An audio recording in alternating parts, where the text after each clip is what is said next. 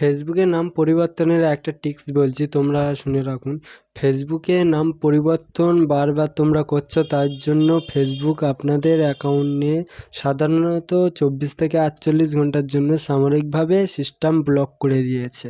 তোমরা তাই বারবার একই নাম ট্রাই না করে 24 থেকে 48 ঘন্টা পরে আবার চেষ্টা করবেন নাম পরিবর্তন করার জন্য।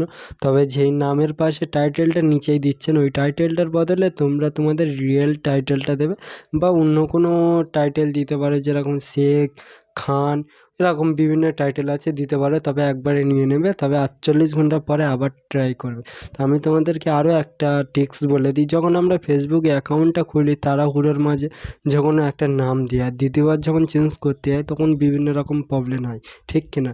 তাই এই প্রবলেমটা তোমরা অবশ্যই সলভ করতে পারবে এই ছোটো ভিডিওটা দেখে।